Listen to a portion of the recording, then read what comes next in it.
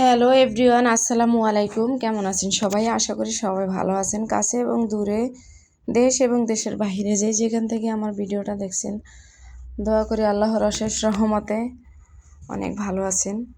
এই তো সকাল সকালই হয়তো আপনাদের মনে প্রশ্ন থাকতে পারে যে কোথায় যাচ্ছি। হ্যাঁ, মেয়েকে স্কুলে আনার জন্য যাচ্ছি।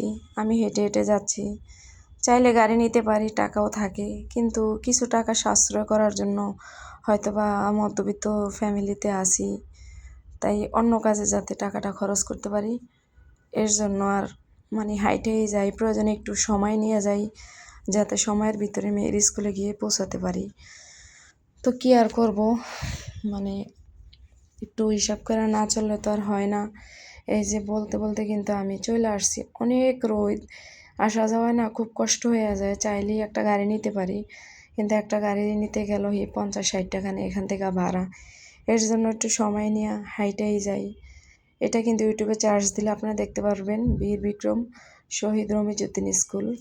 আর এটার সাথে কিন্তু কলেজও আছে। এই যে স্কুল কিন্তু ছুটি হয়ে গেছে।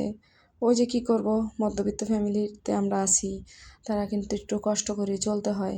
আগে আইসা যে মেয়ের জন্য বসে থাকবো সেটাও পারি না, কারণ বাসায় তো কাজ করতে হয়। একটু আইসে চা বসিয়ে দিলাম, বাচ্চাটা খাবে।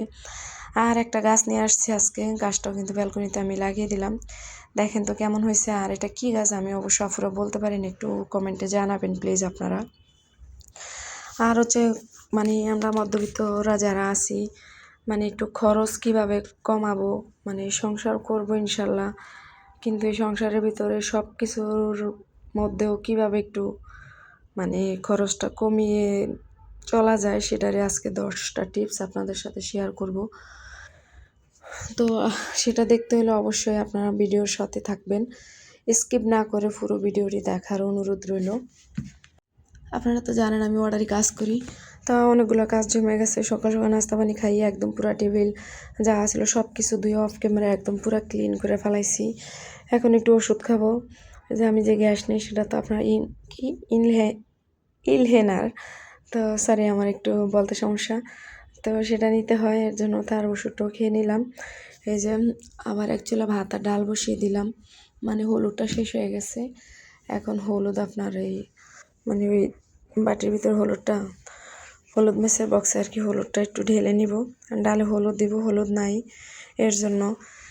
আর প্লিজ আপনারা আমার ভিডিওতে কমেন্ট করেন, কিন্তু লাইক করতে ভুলে যান আপুরা। লাইক করে আমার ভিডিওটা দেখবেন। আর ইদানিং আমার ভিডিওতে না কোনো সাবস্ক্রাইব আসতেছে না, হয়তো বা আমার আপু ভাইয়াদের আমার ভিডিওগুলো ভালো লাগে না তাই। তবে আপনাদের কাছে একটাই রিকোয়েস্ট, যদি কী ধরনের কীরকম ভিডিও দেখতে চান, যদি ভিডিওতে কোনো জায়গা দিয়ে আপনাদের কাছে খারাপ লেগে থাকে, পছন্দ না হয়, প্লিজ আমাকে সেটা কমেন্টে জানাবেন, আমি সেটা স্কিপ করার চেষ্টা করব।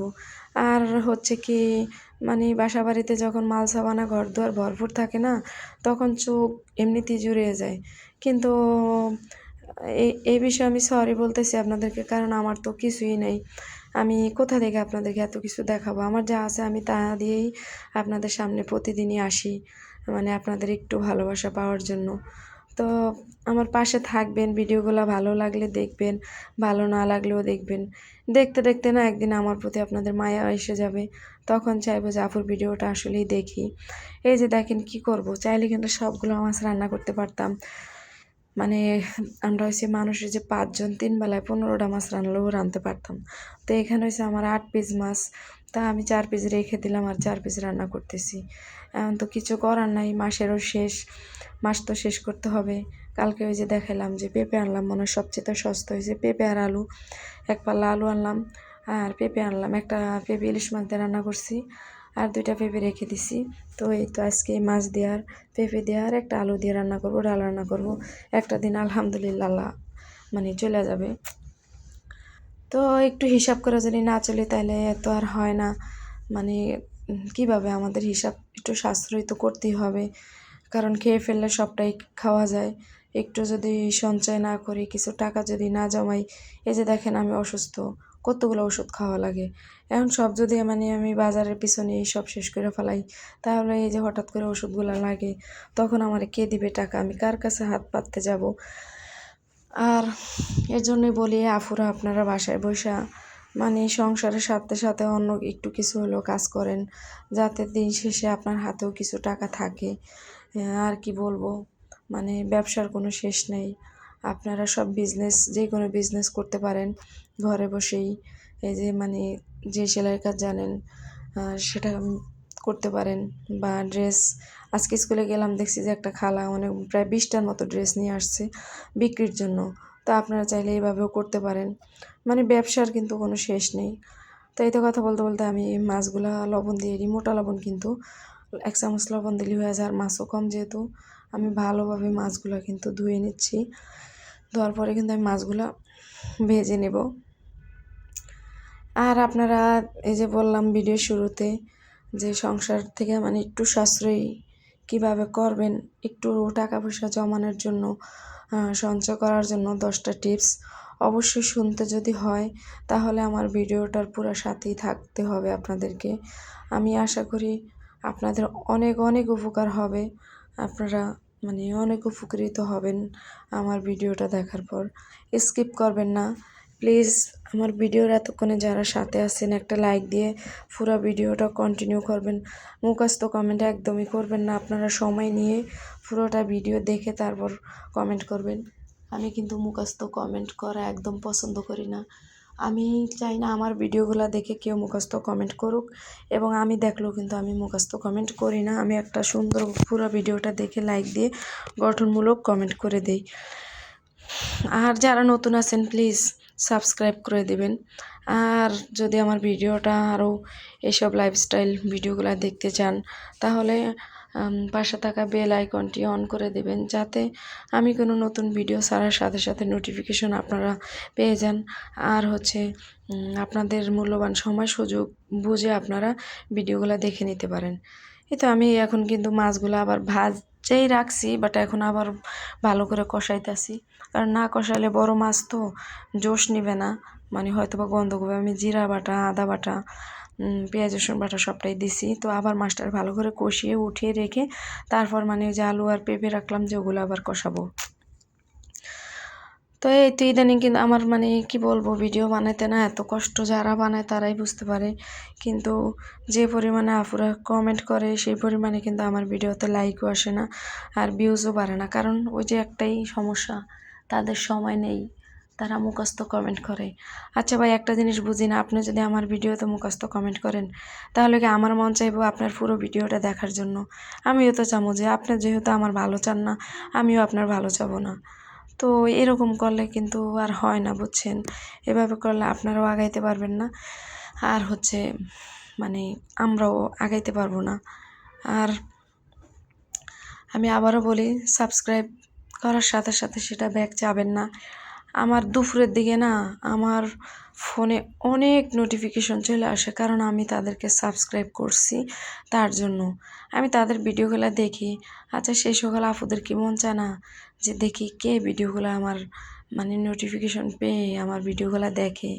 আর দেখার তা আমার ভিডিওগুলো কি দেখতে তাদের ইচ্ছে করে না? প্লিজ আপু, যদি মন যদি চায় তাহলে আমার ছোট্ট চ্যানেলটা একটু ঘুরে আসতে পারো। যেহেতু মনে করো আমি নতুন মাত্র চ্যানেলে, এর জন্য আমার চ্যানেলটাও তোমরা একটু ভিজিট করতে পারো। এই তো কথা বলতে বলতে বেডশিটগুলো কিন্তু কালকে ধুইছি, এগুলো শুকিয়ে গেছে। তাই এগুলো কিন্তু এখন আমি একটু গুছিয়ে নিচ্ছি। এলোমেলো করে রাখে, ছোট বাচ্চা আছে তো, ও দেখা গেছে পানি ফেলাইবো বা শিশু করে ভিজিয়ে ফেলবে। ডালটাও বাগার দেওয়া হয়ে গেছে, যে আমার মানে তরকারিটাও হয়ে গেছে প্রায়, এখন ঝোলটা টানলেই হবে। যেহেতু জিরা বাটা দিছি, আর ধইনা দিলে আর একটু টেস্টটা ভালো হতো, কিন্তু আমার তো ধইনা পাতা নাই, তাই কি করব, মাসের শেষ এখন খুব একটু মানে হিসাব করে চলতে হবে। এই যে দেখেন আমার মানে তরকারির ফাইনাল লুকটা কীরকম হয়েছে অবশ্যই কমেন্টে জানাবেন। আর এই রান্নাবান্না করার মাঝখানে কিন্তু ওই যে কালকে ড্রেসগুলো সেলাই করা হয়ে গেছে, ওগুলো কিন্তু আমার কাস্টমার নিয়ে গেছে, এগুলো আবার অন্য ড্রেস, এগুলোও কিন্তু আমার সেলাই করতে হবে। তো আমার কিন্তু নতুন একটা চ্যানেল মানে খুলছি, রাবেয়া সেলাইঘর, আপনারা চাইলে সেটা দেখে আসতে পারেন। তো আর এই হচ্ছে আমার 10টা টিপস, মানে খরচ কমানোর 10টা টিপস। সাবস্ক্রিপশন খরচ কমান, যেমন মোবাইল অ্যাপ, গান, ভিডিও, আর হচ্ছে সাবস্ক্রিপশন বন্ধ করুন।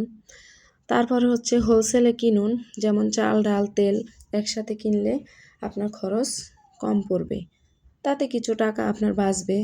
তারপরে বাহিরে কম খাওয়া দাওয়া করুন, রেস্টুরেন্ট না গিয়ে বাড়িতে রান্না করে খাইলে কিন্তু মাসে আপনার অনেক টাকাই মানে জমবে। অপ্রয়োজনীয় বিলাসিতা বাদ দিন, যেমন চকলেট, আইসক্রিম, স্ন্যাক্স এসব খাবার কিন্তু মানে খাওয়া বন্ধ করে দিবেন। কিন্তু এগুলো বন্ধ করলে কিন্তু মাস শেষে আপনার অনেক টাকাই জমাতে পারবেন। তারপরে 5 নাম্বার হচ্ছে আপনার অফার ডিসকাউন্ট ব্যবহার করুন। যেমন মাসিক বাজার, কাপড় কেনার সময় আপনার ডিসকাউন্ট খুঁজুন, মানে কোন জায়গায় ডিসকাউন্ট দেয়। বিদ্যুৎ গ্যাস সাশ্রয় করুন, মানে অপ্রয়োজনীয়ভাবে লাইট আপনার ফ্যান চালু রাখবেন না। বাজেটের তালিকা করুন, যেমন প্রতি মাসে কত টাকা খরচ হয় এটা লিখিত তালিকা রাখলে আপনার খরচ নিয়ন্ত্রণে থাকবে। তারপর হচ্ছে 9 নম্বরে হচ্ছে আপনার কিস্তিতে কেনাকাটা এড়িয়ে চলুন। কিস্তিতে কিছু যদি কিনেন তাহলে কিন্তু সেটা মানে সুদ সমেত আপনাদের কাছ থেকে অনেক টাকা মানে নিয়ে যাবে বা দিতে হবে। আর দৈনিক ছোট্ট সঞ্চয় করুন, যেমন প্রতিদিন 20 থেকে 50 টাকা আলাদা করে রাখবেন, মাস শেষে বড় একটা অঙ্ক জমবে।